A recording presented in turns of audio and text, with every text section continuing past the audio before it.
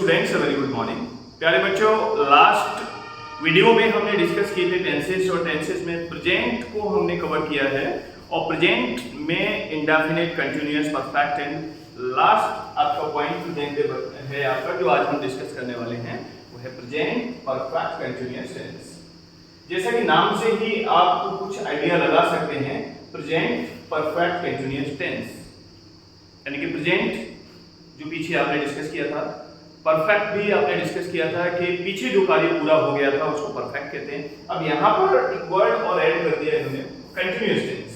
Continuous यानी कि अभी भी वो काम चल रहा है, कोई कार्य बीते हुए समय में शुरू हुआ था, बीते हुए समय में शुरू हो सकता है कि वो कल शुरू हुआ था, हो सकता है कि एक सप्ताह पहले शुरू हुआ हो सकता है कि वो 2 साल पहले हुआ, 10 साल पहले शुरू हुआ था, मीन पीछे काम शुरू हुआ और वो आज भी कंटिन्यू है। और एंड कब होगा इसका अभी तक कुछ क्लियर डिस्कस नहीं किया जा रहा है उसमें। तो पहले आप क्या करेंगे, पहले आइडेंटिफाई करेंगे। देखिए, कोई भी टेंस बनाने से पहले एकदम रूल्स पर आप पहुंच जाएं कि इसका इक्वेशन क्या होगा, फॉर्मूला क्या होगा, उसकी बजाय आप पहले टेंसेस को आइडेंटिफाई करो। क्योंकि जब भी आप कोई बुक पढ़ते हैं, चाहे वो इंग्लिश की बुक है या फिर आप न्यूज़पेपर पढ़ रहे हैं इंग्लिश में, या कोई बोल रहा है इंग्लिश, तो आप क्या करते हैं पहले रूल्स पर ध्यान जाएगा। नो, पहले आप देखो कि वो क्या कहना चाह रहा है, किस तरीके का सेंस आ रहा है उस टेंस में। तो पहले सेंस को आप पहचानेंगे और किस तरह के सेंटेंसेस होते हैं जो आप प्रेजेंट परफेक्ट कंटीन्यूअस टेंस की कैटेगरी में जिनको आप काउंट करते हैं। ठीक है,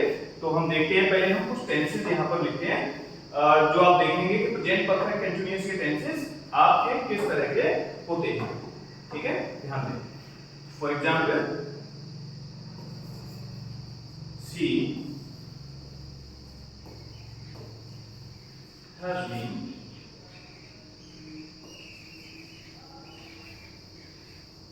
reading book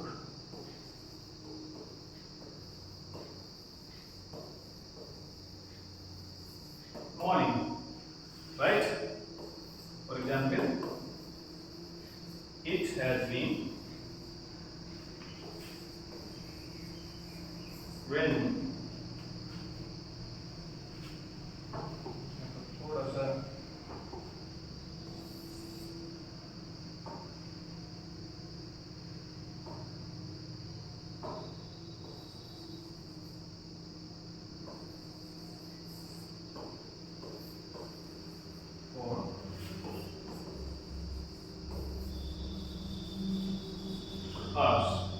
फॉर एग्जाम्पल ले लेते हैं,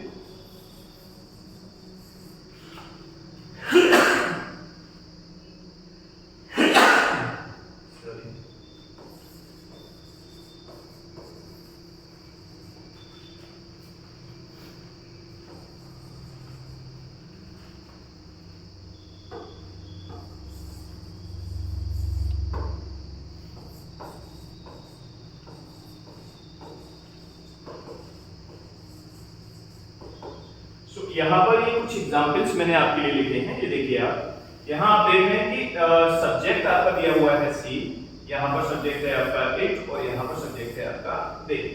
तो आपने देखा कि she has been reading a book since morning. Okay, यानी कि वह सुबह से किताब पढ़ रही है, यानी कि किताब पढ़ने का जो काम उसने शुरू किया था सुबह, और अभी भी किताब पढ़ रही है। सेंस उसका जो आप महसूस कर पा रहे हैं, देखिए, She has been reading a book since morning। तो रीडिंग और यहाँ पर आपने देखा has been, ठीक है ना, और एक देखा since।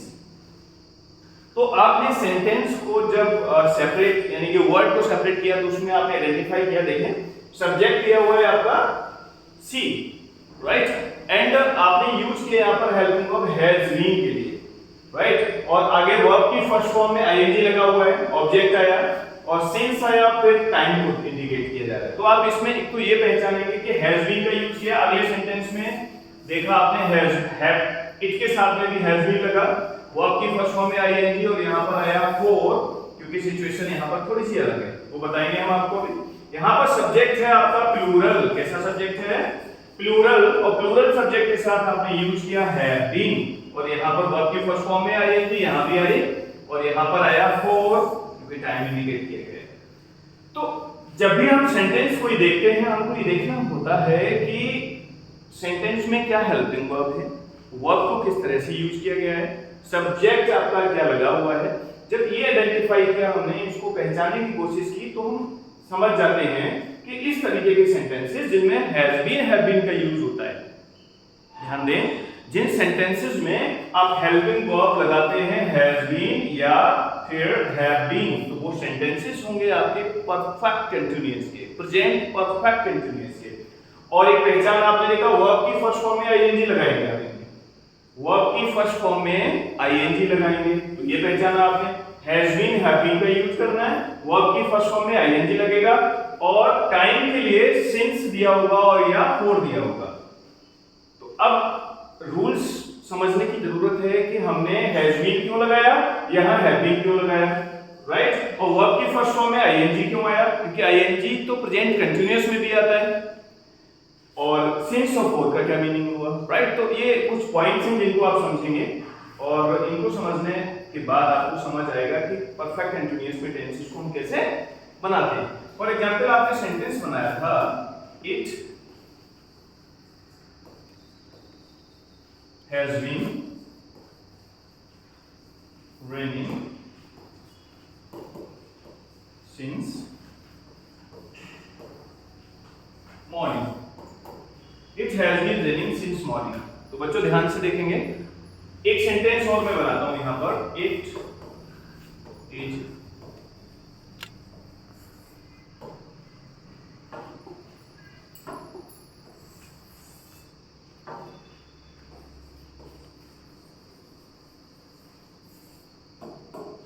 Is raining, right. इन दोनों सेंटेंसेस में डिफरेंस आपको नजर आ रहा है कि यहां पर है इट इज रेनिंग, इसका मीन हुआ बारिश हो रही है, बारिश हो रही है।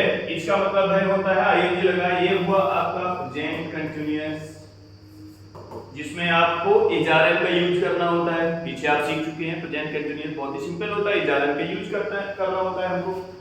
जैसे फॉर एग्जांपल, शी इज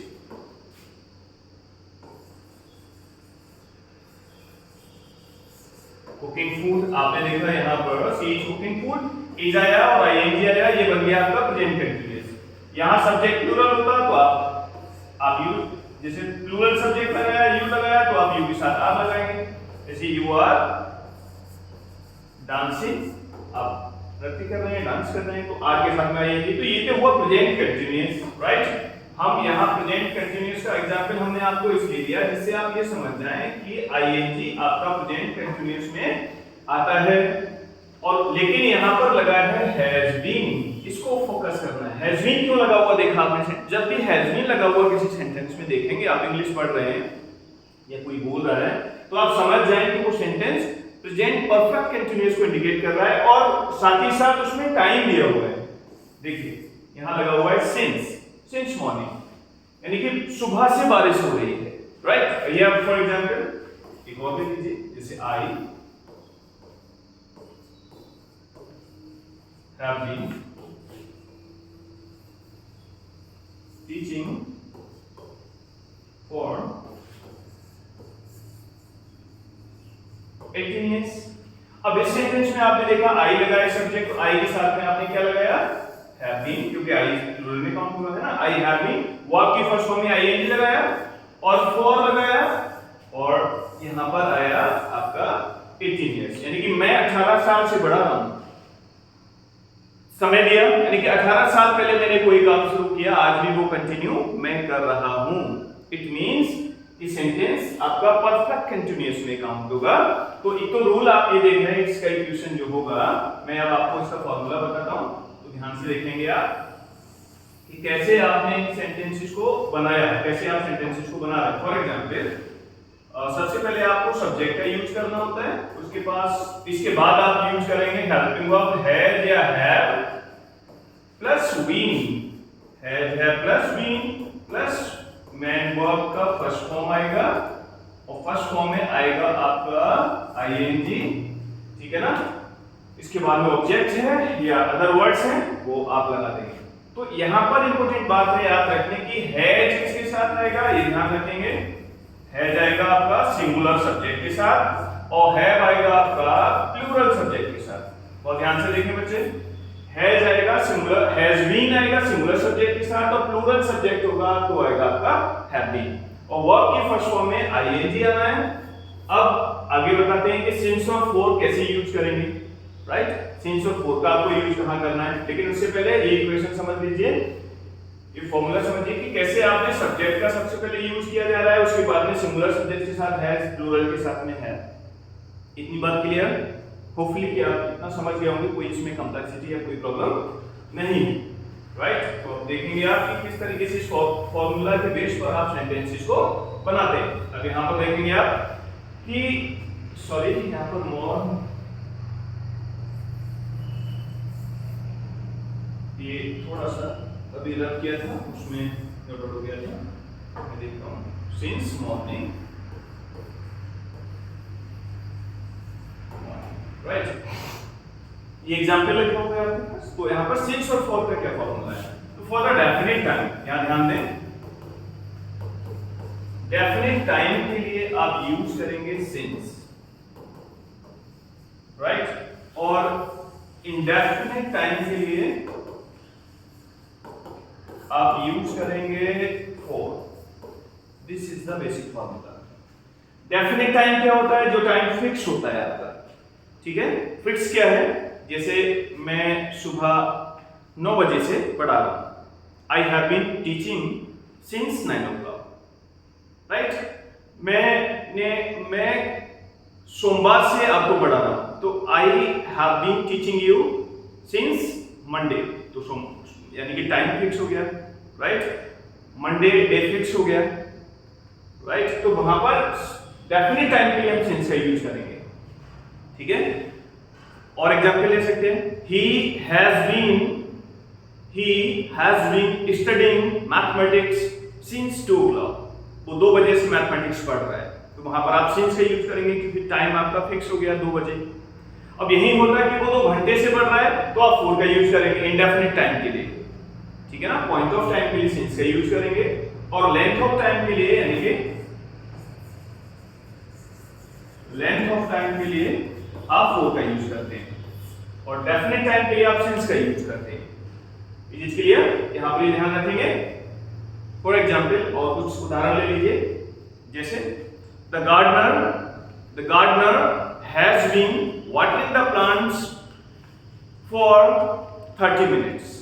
तो यहां पर फॉर 30 मिनट्स, क्योंकि 30 मिनट्स क्लियर नहीं है कौन सी, मॉर्निंग, आफ्टरनून, तो वहां पर आप फॉर का यूज करेंगे। The gardener has been watering the plants since noon, since morning, right. तो वहां पर आप सिंस का यूज करेंगे।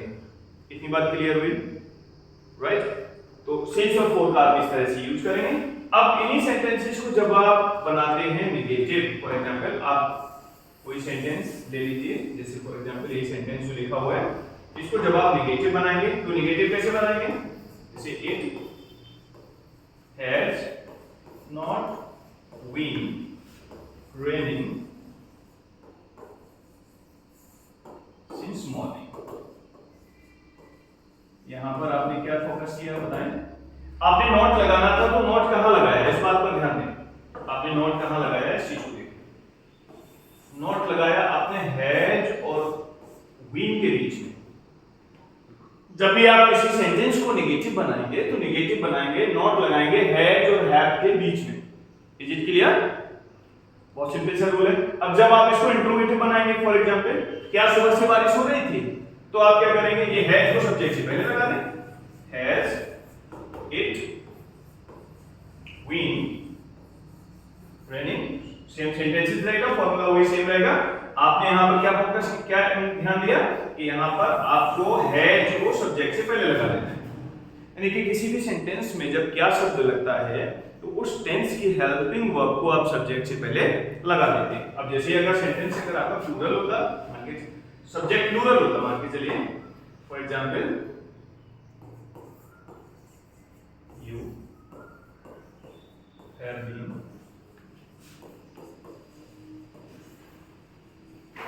टीचिंग फॉर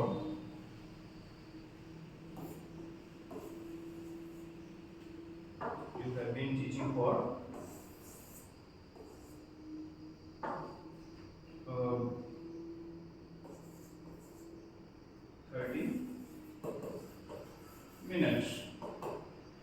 जाती है। You have been teaching for 30 minutes.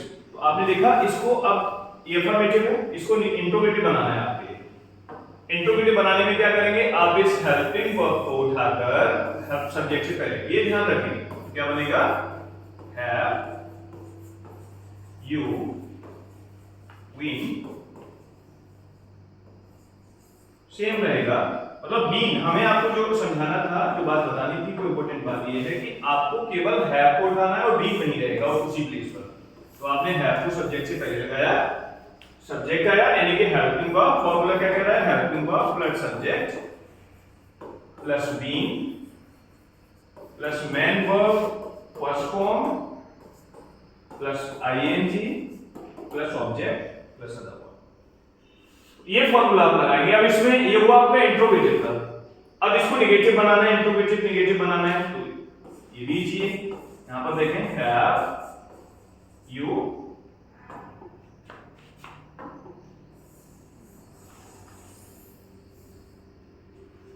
ध्यान में, इसको नेगेटिव, ये इंट्रोगेटिव है, आपको नॉट लगाना है इसमें। तो नॉट कहां लगाएंगे बताएं, have you not been teaching, आगे अदर वर्ड्स जो भी। तो आपने यहां पर देखा हेल्पिंग वर्ब, इसके बाद में आपने लगाया सब्जेक्ट, और सब्जेक्ट के बाद में नॉट लगाना है। ये मिस्टेक क्या करें बच्चे, बीन वही रहेगा जहां पर है, यानी कि हेल्पिंग वर्ब के बाद में नॉट का आपको, यानी कि सब्जेक्ट के बाद आपको नॉट का यूज करना है, उसके बाद में बीन का यूज करना है। ये क्लियर? और जब आप सेंटेंसेस का प्रैक्टिस करेंगे तो ये सारी चीजें आपको फिर और क्लियर समझ में आती जाएंगी। For example, who has been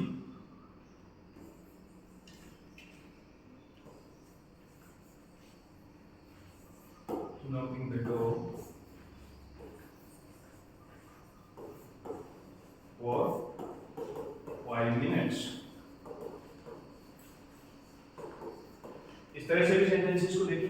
5 minute से दरवाजा कौन खटखटा रहा है, ध्यान से देखेंगे, 5 मिनट से दरवाजा कौन खटखटा रहा है। आप यहां पर देखा क्वेश्चन वर्ड का यूज किया, लेकिन क्वेश्चन वर्ड ये सब्जेक्ट की तरह यूज किया जा रहा है, इसलिए आपने इसके बाद में डायरेक्ट हैज बीन का यूज कर दिया, right. Why have you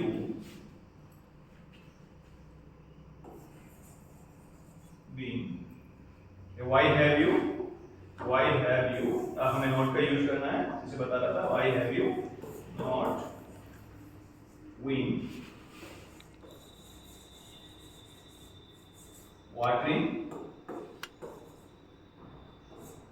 watering the plants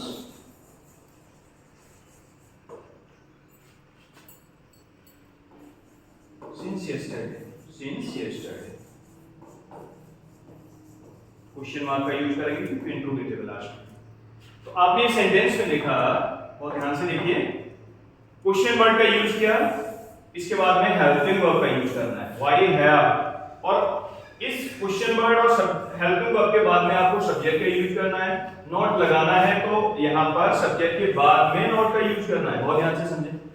कुछ बच्चे मिस्टेक क्या करते हैं, व्हाई लगाया, हैव के बाद नॉट लगा दिया, या फिर नॉट व्हाई नॉट हैव लगा दिया। यानी कि ये फॉर्मूला में, इस रूल्स में बहुत ध्यान से देखेंगे। सबसे पहले आएगा आपका क्वेश्चन वर्ड, क्वेश्चन वर्ड के बाद आपका आएगा हेल्पिंग वर्ब, हेल्पिंग वर्ब के बाद आएगा आपका सब्जेक्ट, और सब्जेक्ट के बाद देख रहे हैं आप आएगा नॉट, नॉट के बाद आएगा आपका बीन, ठीक है ना। इसके बाद आपका जो जो जैसा सेंटेंस आप देख रहे हैं, वो आपकी first form plus ING plus other words, बाद में क्वेश्चन मार्क। अगर ये फॉर्मूलाज आपने ठीक से समझ लिए, तो आप जब भी कोई भी इंग्लिश बोल रहा है, या कहीं भी सेंटेंस में कहीं इंग्लिश लिखा हुआ है, तो आप बहुत इजीली उसको समझेंगे, आप पढ़ेंगे, और आप उसका सेंस के आधार पर उसका हिंदी अर्थ बहुत इजीली आप उसको निकाल सकते हैं। क्योंकि आप इंग्लिश में सारी बुक्स पढ़ रहे हैं, आपका एनसीईआरटी की बुक्स पढ़ रहे हैं, आपका पूरा सिलेबस आपका इंग्लिश में है। मैं कई बार कह चुका हूं बच्चों के लिए, आप एसएसटी पढ़ते हैं, सोशल स्टडी, वो भी इंग्लिश में, हिस्ट्री, ज्योग्राफी, है ना, and science, mathematics, computer, all the subjects are English. यदि आपका इंग्लिश पुअर रहता है, इंग्लिश अगर आपकी एवरेज होती है, इंग्लिश में जो लिखा हुआ है उसका अर्थ निकालने में आपको प्रॉब्लम होती है, तो आपके सारे सब्जेक्ट वीक हो गए। क्योंकि आपको जब तक ये समझ नहीं आएगा कि लिखा क्या है, इसका अर्थ क्या है, तो कितने आंसर्स को आप रट कर ले जाएंगे। साइंस को समझना, मैथमेटिक्स को समझना तभी संभव है, एसएसटी समझना, सभी सब्जेक्ट को समझना तभी संभव है जब आपको ग्रामर के सारे रूल समझ में आए। जब भी कोई टीचर बोल रहा है या कोई भी बोल रहा है या कहीं भी कुछ भी लिखा हुआ है, उसका सेंस आपको लगाना आता हो, उसका हिंदी अर्थ आपको निकालना आता हो। दिस इज वेरी इंपॉर्टेंट, क्योंकि हम यूपी में रहते हैं, हमारे भाषा जो है वो हिंदी की है, तो जो भी थॉट्स एकदम आते हैं हमारे माइंड में हिंदी में ही आते हैं। अब हिंदी से ट्रांसलेट करना वो बेसिक लेवल पर मैं अभी आपको सिखा रहा हूं। एडवांस पर जब आप जाएंगे तो वहां पर आप ये रूल्स ऑटो मोड पर चलते हैं। ऑटोमेटिकली आपका ब्रेन आपको सिग्नल देगा और कम्युनिकेशन के दौरान, राइटिंग के दौरान ऑटोमेटिकली आप फ्लो में लिखते हुए चले जाएंगे। ये सब कुछ संभव है, लेकिन तब जब आप इन रूल्स रेगुलेशंस को लगातार कंटिन्यूअसली आप इनको प्रैक्टिस करते रहेंगे। होपफुली कि आप इसी तरीके से इन वीडियोज को देखते रहेंगे और आप उनसे बात करते रहेंगे। कुछ बच्चे क्यूरीज करते हैं, पूछते भी हैं, it's a very nice, wonderful. लगता है कि हाँ कुछ बच्चे केयरलेस हो सकते हैं, लेकिन बड़ी संख्या में बच्चे अवेयर हैं, वो इन वीडियोज को देखते भी हैं और उनको शेयर भी करते हैं। और वो बच्चे स्कूल के चैनल से कनेक्टेड हैं। स्कूल का यूट्यूब चैनल है फ्यूचर लीडर्स स्कूल के नाम से, आप उस पर मैं सारी ये वीडियोज अपलोड करता हूँ। तो वहां से आप यदि एक वीडियो देखा आपने, आप उस पर जाएंगे तो उस चैनल पर आप सारी वीडियोज को अच्छे से देख सकते हैं और आपके अंदर इंटरेस्ट डेवलप होगा इस तरह से। होपफुली सारे बच्चे इस वीडियो को यानी प्रेजेंट परफेक्ट कंटिन्यूअस को अच्छे से समझेंगे और आप बहुत अच्छे से इसको प्रैक्टिस करेंगे। नेक्स्ट वीडियो में हम आपको ग्रामर के नेक्स्ट रूल्स को डिस्कस करेंगे, जिससे कि आपकी ग्रामर इजी होगी और आप इंग्लिश बोलने में कॉन्फिडेंट होंगे। Thank you students, see you in the next video. Thank you so much.